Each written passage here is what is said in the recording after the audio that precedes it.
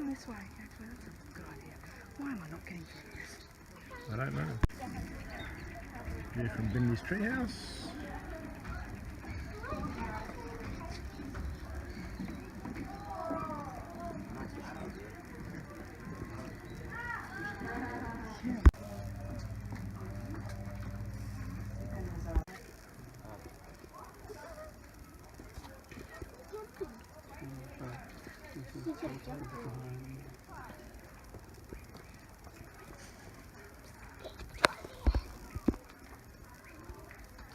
Uh-oh. You're hungry.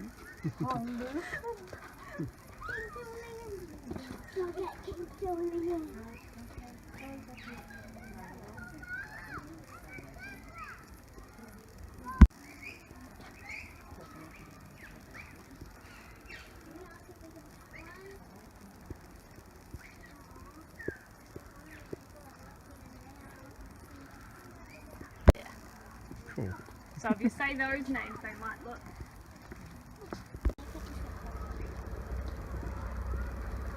River! It's an enormous Rex and it's a natural habitat. They should have some.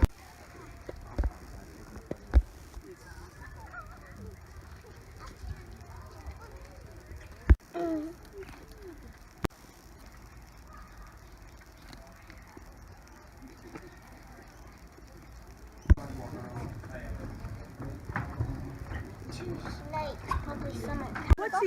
Is the island like bye bye. Bye bye. Bye, Coco.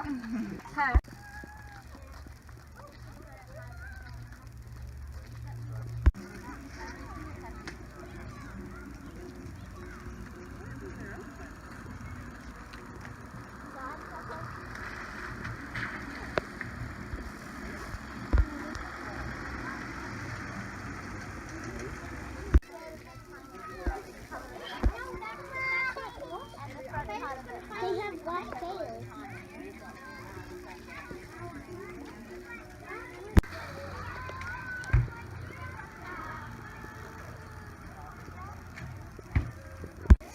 Tristan said he saw a rhino. Yeah, over the other side.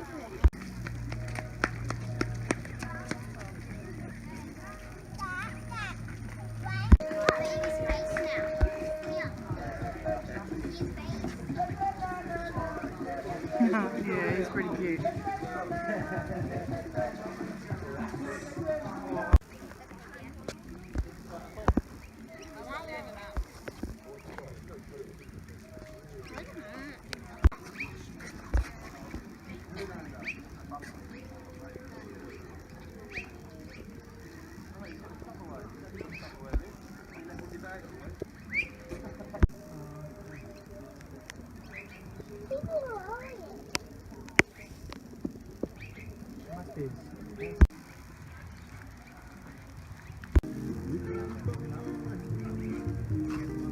My belly is rumbling.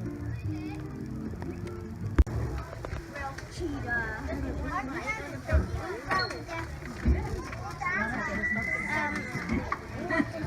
I'll take it back.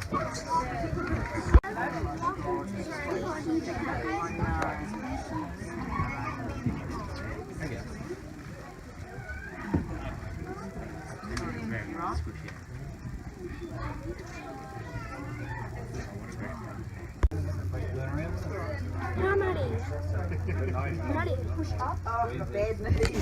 Up.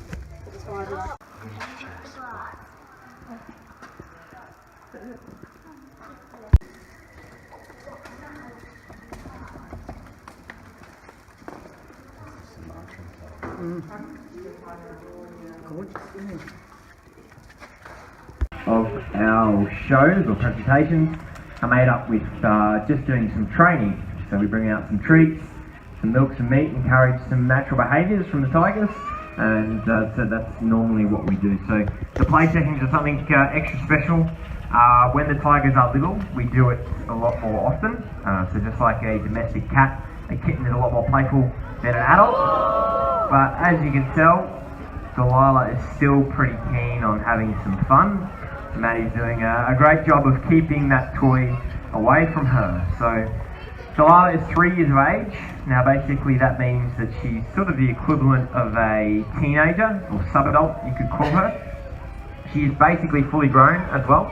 You might have seen before we had her brother Scout and her cousin Reggie. They were also in this enclosure. We managed to encourage them up the top into the top enclosure up there. So again, when they're little, they are a lot more, and we tend to do play sessions with all of them, so all 3 at once. As they get a little bit older, it is sometimes a little bit easier to just use one, which is obviously what we're doing today. It's very often there'll be, as I said, if you've got 3 of them out here, the tiger here isn't so much to worry about, but when you've got 2 others roaming around the enclosure, they try and take the opportunity to be a little bit sneaky and sometimes jump on us. That's having fun. Now that's sort of what Jeff's role is out here today. So he's an extra set of eyes and ears for Maddie. As I said, not so important when there's only one tiger, but again, he's going to let Maddie know any sort of subtleties.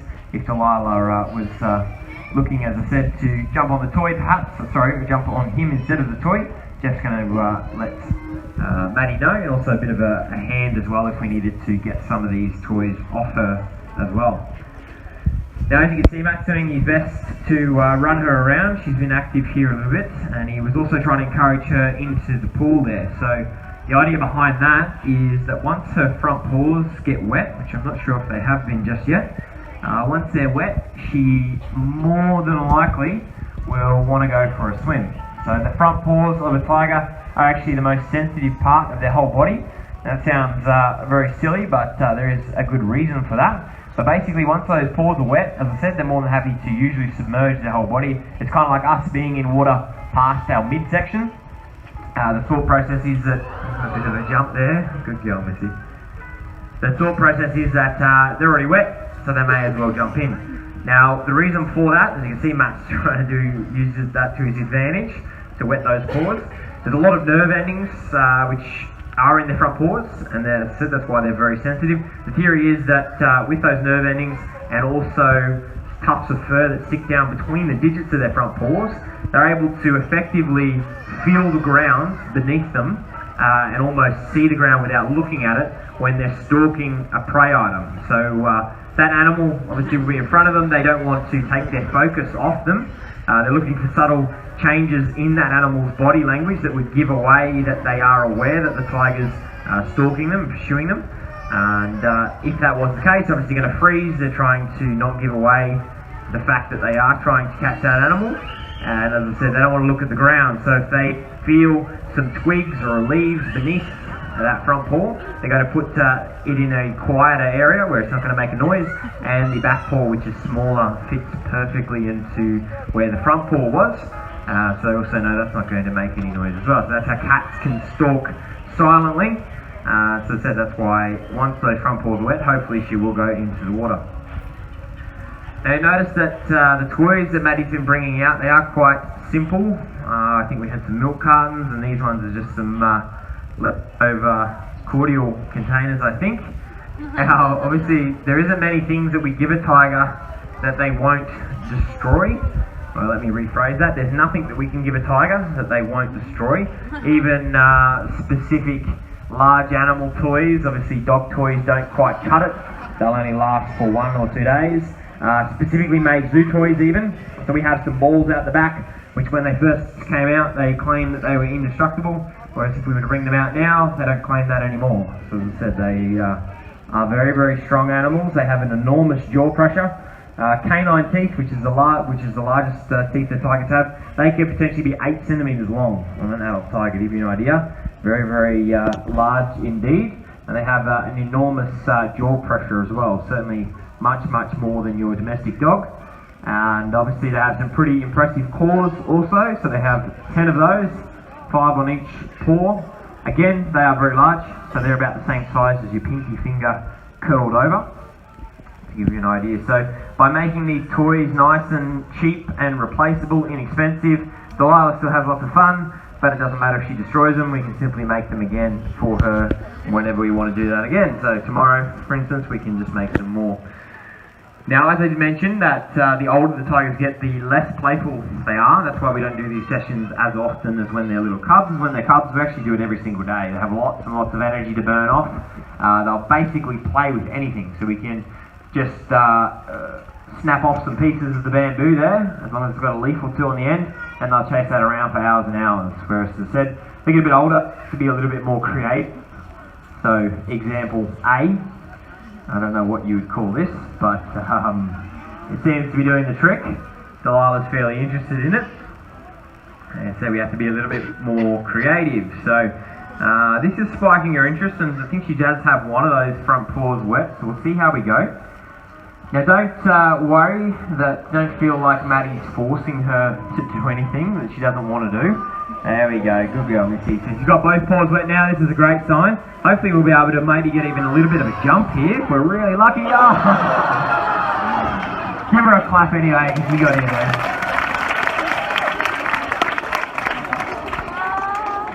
She decided to bail out at the last minute. She had too much momentum, too slippery on the islands there. So, as I was saying, apparently the pool's a little bit cold, but tigers do love the water. So unlike your domestic cat at home, generally they will do all they can to avoid going to water. If you've ever tried to bath your cat, it's probably not a good idea. You won't appreciate it. Whereas tigers and jaguars love the water, two of the big cats which will actively seek it out. They are awesome swimmers, as you can see there. And they have even been seen to swim between islands in Indonesia, to give you an idea as to how confident they are to go out and paddle along in open water. Obviously they have to be very, very good swimmers to want to do that and be confident enough to do that. Jaguars are doing a similar sort of thing. They can potentially use water to their advantage when hunting. Some pretty impressive footage of big jaguars hunting caiman. I don't know if anyone's seen those footage. Very, very impressive indeed. Tigers can drive animals into bodies of water, which can't... We're going to get a jump here, I reckon. Again. We'll get a jump before the show's over.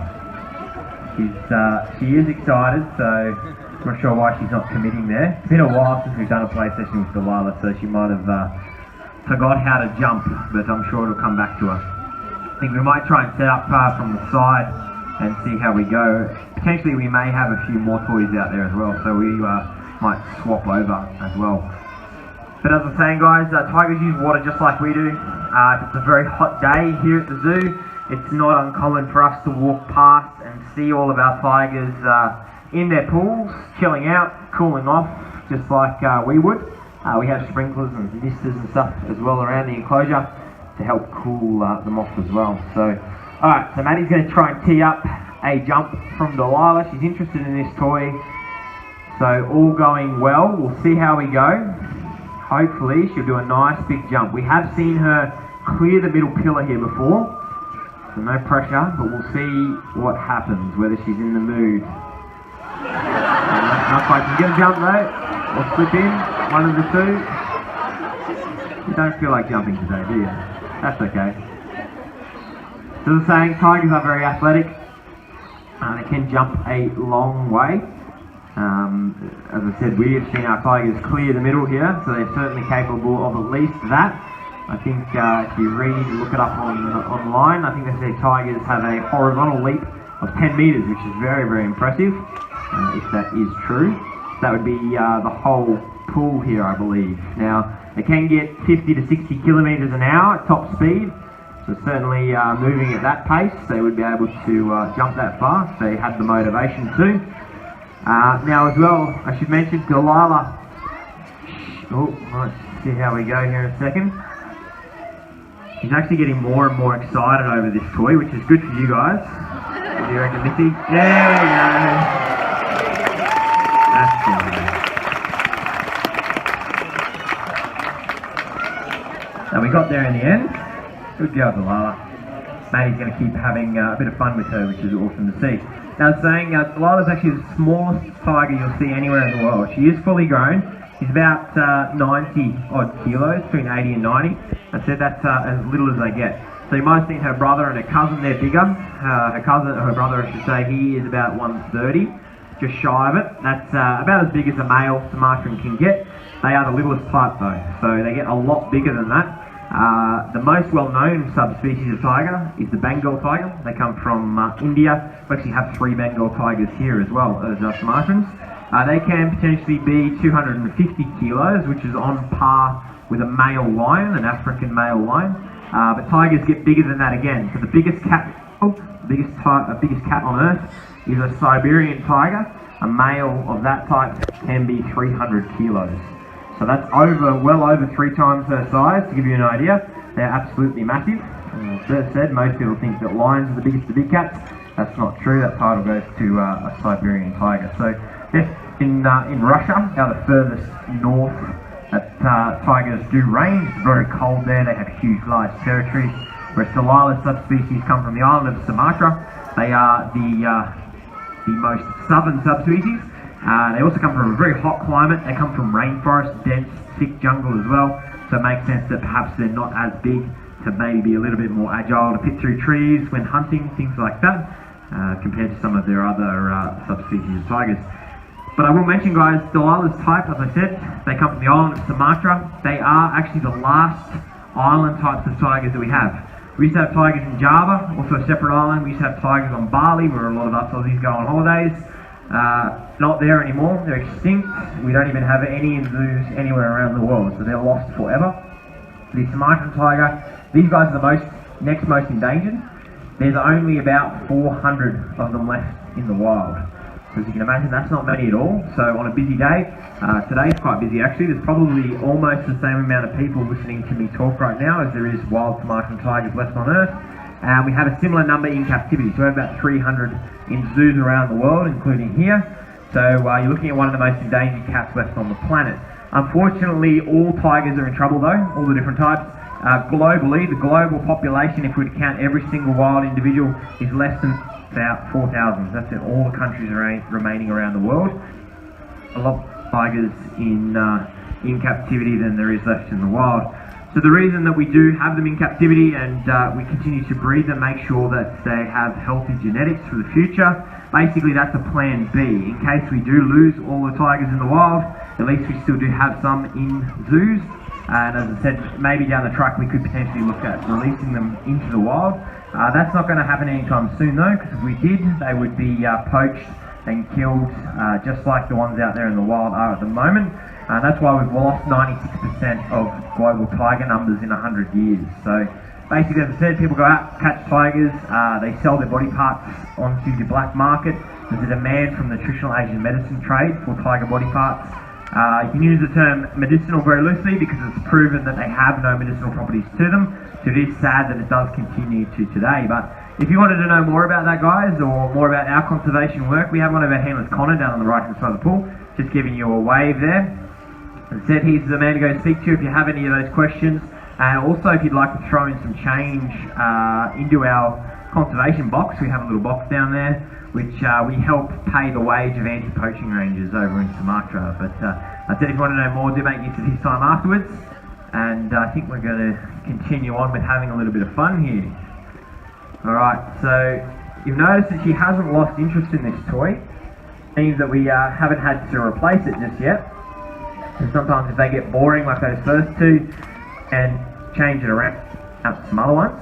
We'll see how we go. Might be able to get her to do a few more slide in belly flops into the pool. Maybe even a jump or two. We'll see how we go.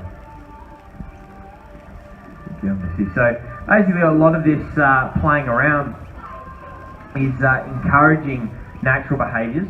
So she, if you can imagine, she's picturing the toy here and treating it like she would an animal, a prey item in the wild. Just bringing out a lot of those natural behaviours. So she's using stalking here, she's obviously jumping, not as much as maybe we'd like, but she is jumping, pouncing on it, using those claws, using those teeth.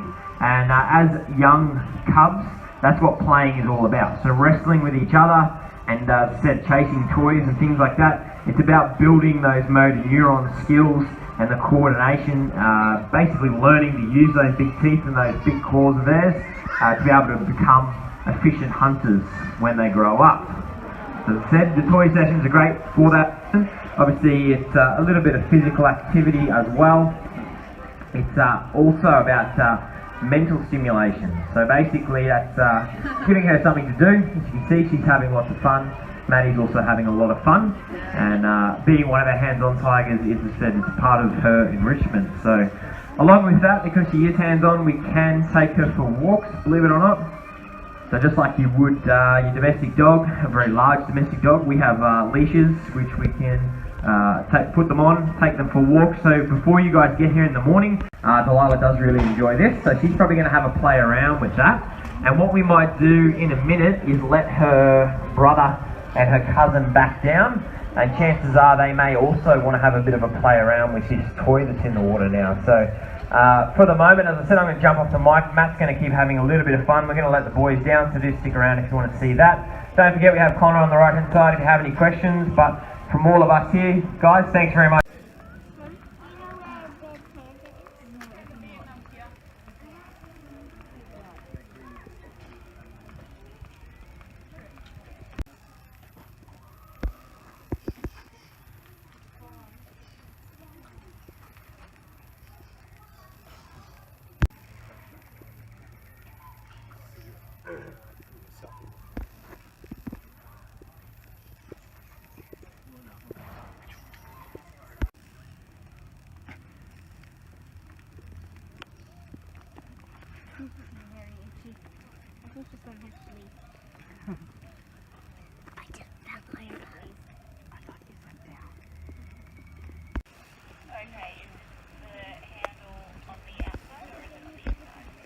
Both handles are on the outside, so the one near the bridge you should see on that left hand side, and then the one down the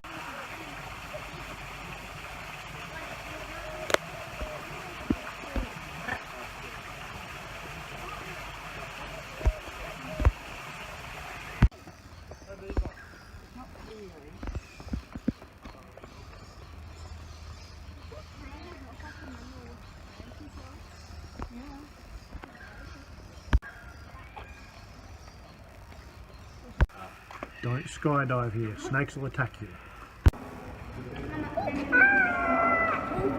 Oh, he's moving, yeah. Yeah. The trees, right? Trying to climb the trees. Where is he? He's gone. I thought one was standing next to him. It wasn't.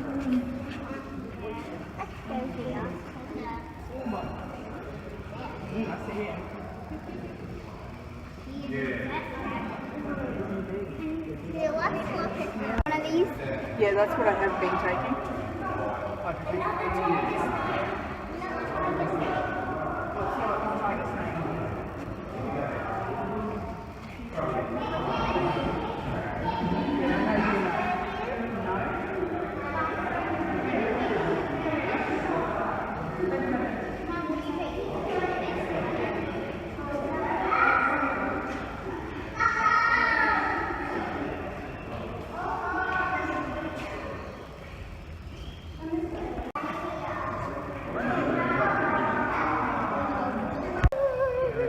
Moves so quick.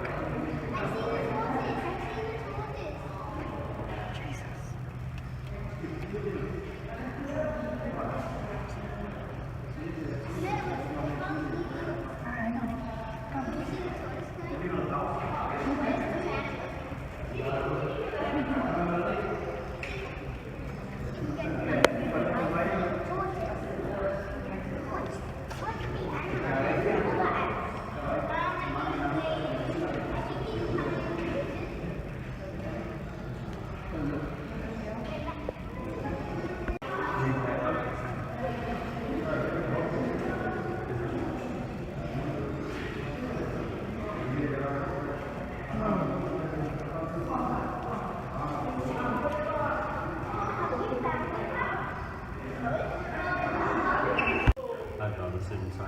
You can sit out there as well.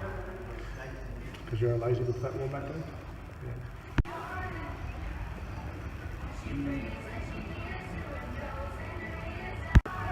Oh, you're behind me now.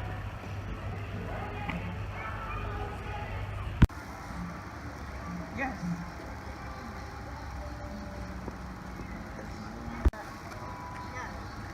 Maxie? Yes. There's two of them. What are they?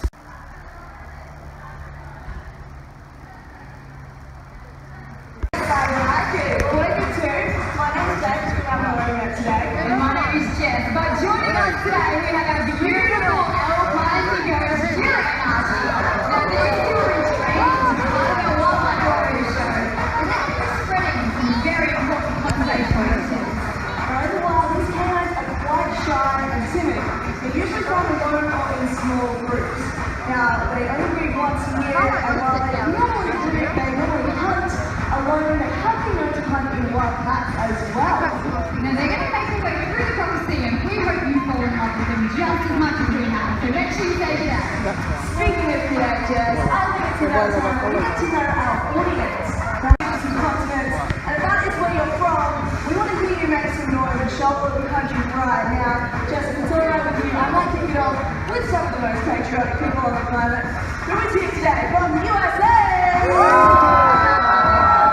Yeah, always proud of your country. Good to have you guys. Alright, let's get a little competitive this time. Is there anybody here from Canada? Alright, I'm going to try some continents now. Who's traveled all the way from Europe?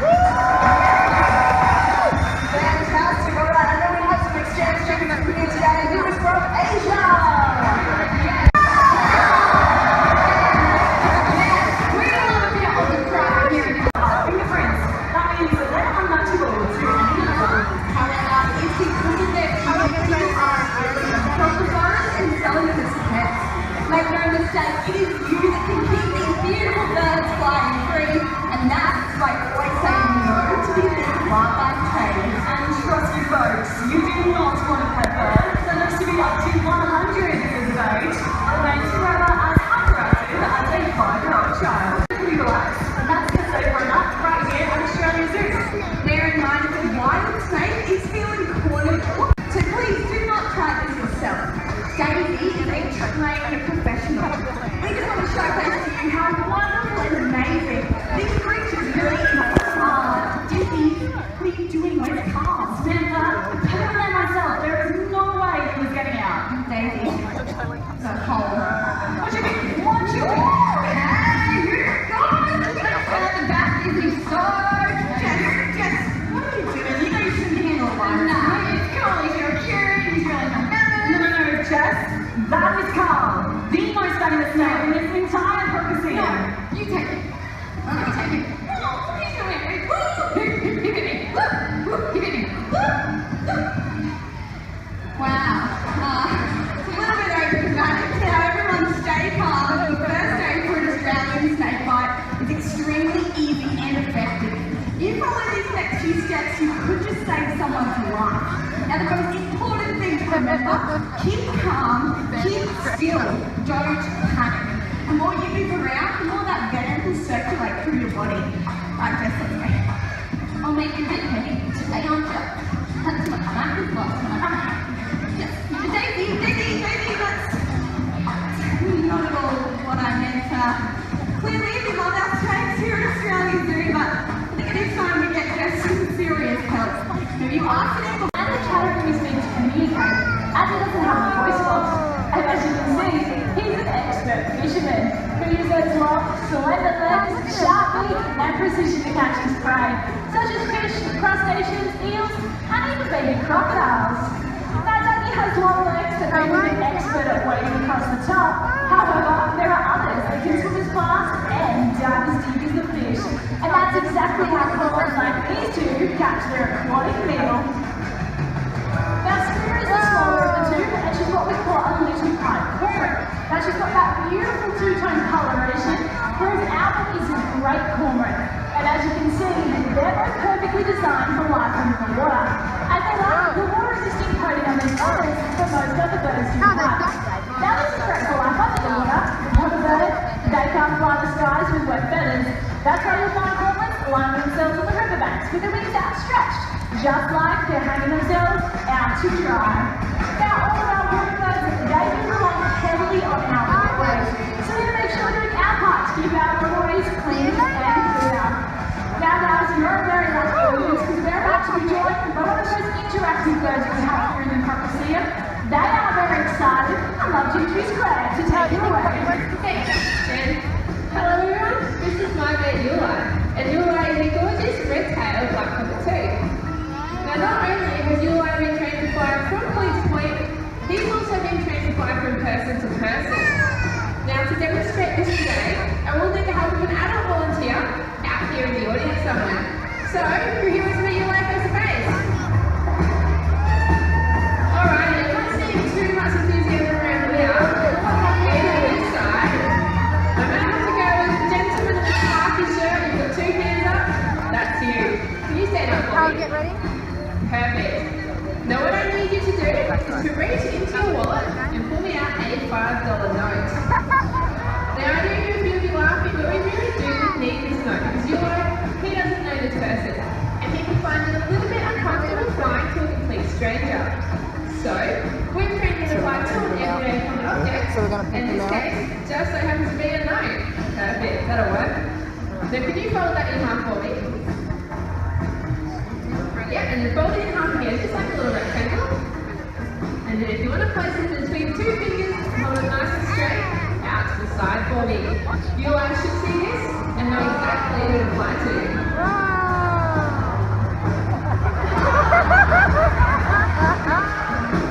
A 20.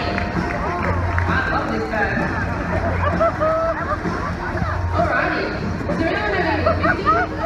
I'll even take 100. No? Well, luckily I'm only kidding today. We're going to get back to you. Can you stand up for me again? You've got to place one on my arm. Actually, it's a little bit wet today, so I'll make it easy on your line. Can you place both of your arms out for me? Perfect. Now fly really hard, fly out and get it. I'm not kidding, you guys done this part. That was a good effort. I will get it back to you now. If you want to place one arm out, palm facing up this time, you guys are going to take this via airmail. Now when you go to place that note in the palm of your hand, close with your fingers open. And thank you very much. That's your life.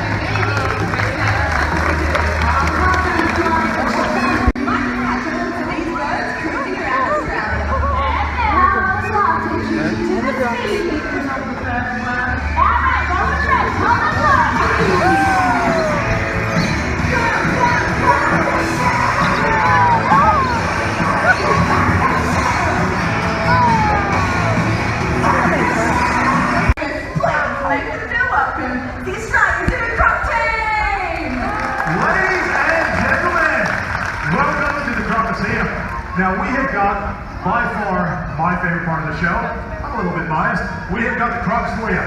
On his way out is Big Al. He is one of the biggest Crocs we have got here in the Crocodile. 13 and a half feet, 350 kilos of one of the most perfect predators we have got left on this planet.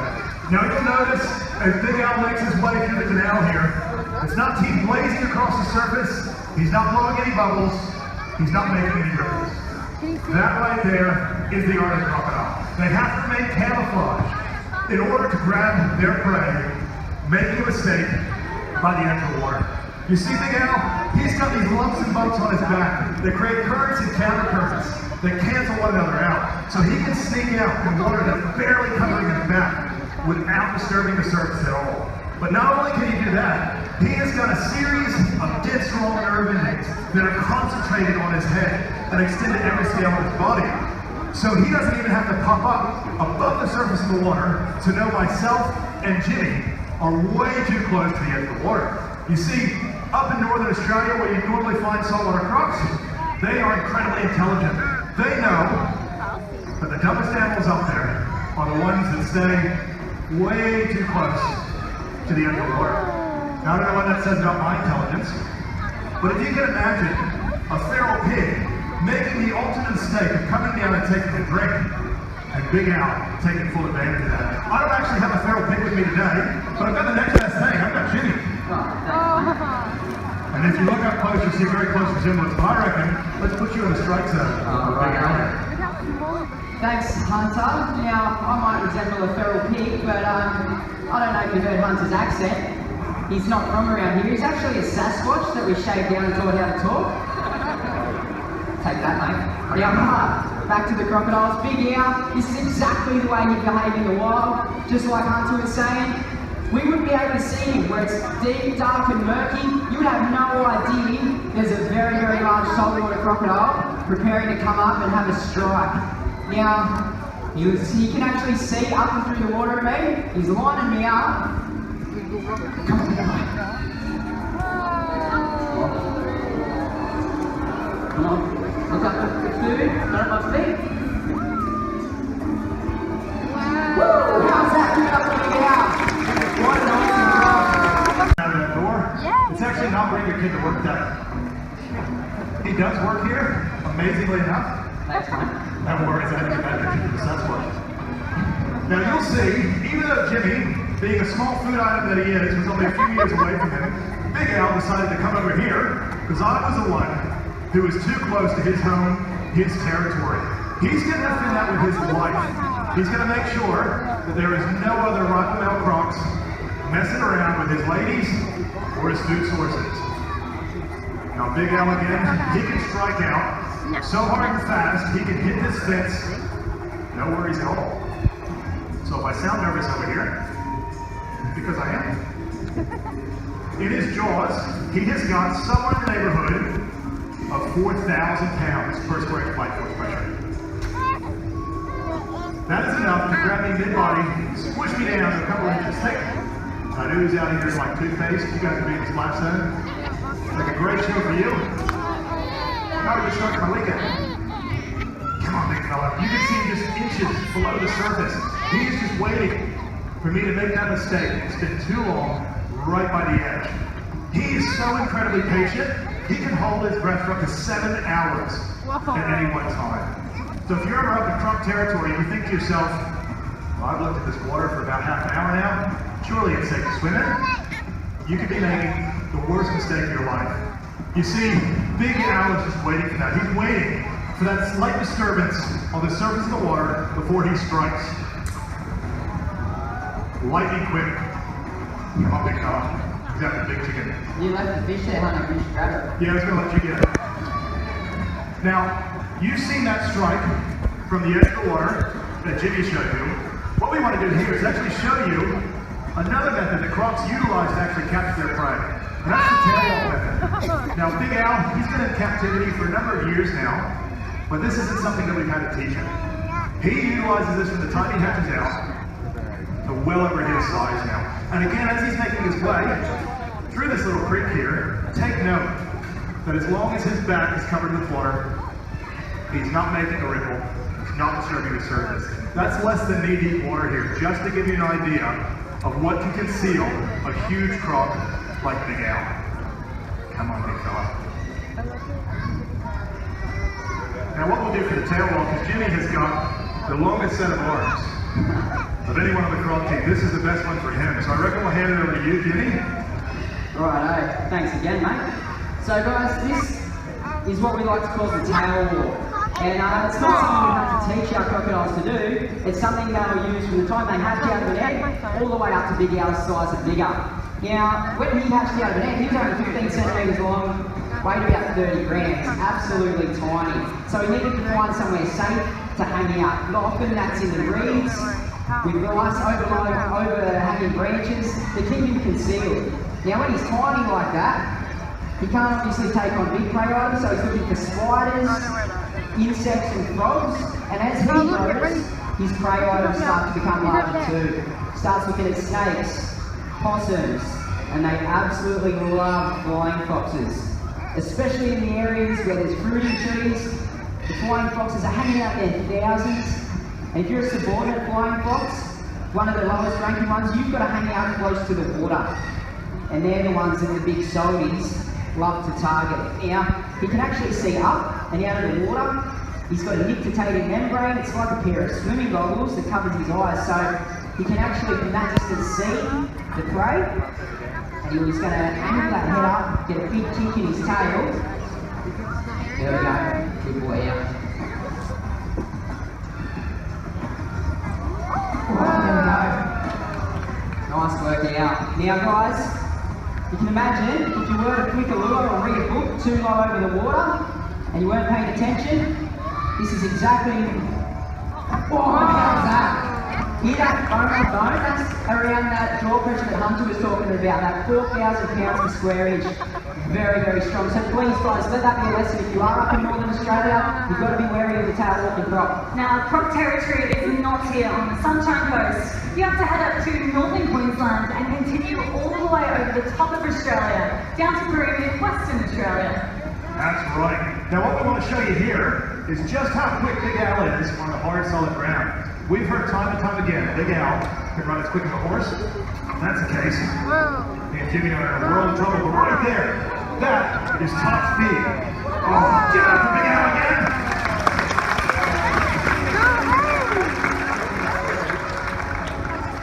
That is top speed for a big crop like him. And you can see why. As he's going back in the water, he can't even lift his belly up off the ground. And the reason for that is his body style. He's got these short little legs, a big round belly, and that massive long tail. That takes up half his body length. And on land, it slows him right down. But in the water, that is his power source. That can propel him up to 28 kilometers an hour through the water. Quicker than any of us can swim, that's for sure. But in saying that, of all the apex predators that we can find throughout the world, the saltwater crop has got to be one of the easiest to avoid. Because really, all you've got to do is stay out of the areas where they're dangerous. If you follow 3 very simple rules that Jimmy and I follow here every single day, you will never come into conflict with the saltwater crop. First of which, don't go any closer than 4 to 5 meters to the edge of the water. You'd be out of the strike range, leaving the largest crop. Like Jimmy showed you, never go on anything overhanging the water crop territory. And lastly, never ever go swimming crocodile territory until never comes into conflict with a beautiful and important animal like the alligator. Now, unfortunately, as scary as these animals are, they inhabit an incredibly fragile niche in our northern ecosystems.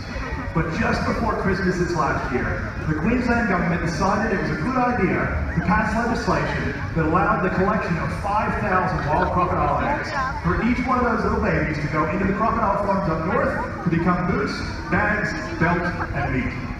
And it's so unfortunate because you see only 1 in 200 crops make it through the first 5 years of life, and it's far fewer than that make it anywhere close to Big Al's size here. So if you start collecting 5,000 eggs a year, you can imagine the detrimental and generational impacts that we're going to play in keeping these animals in the future.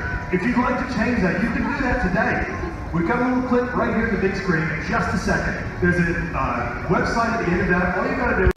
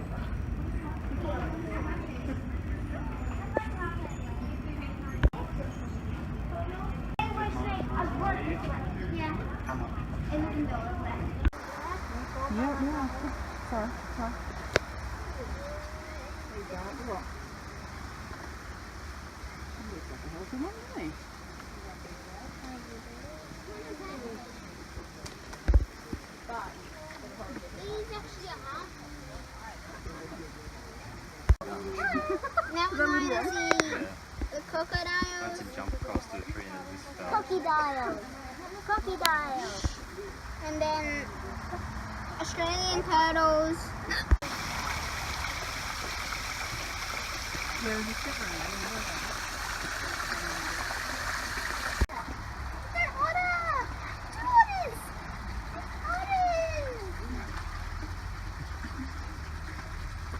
They are so cute.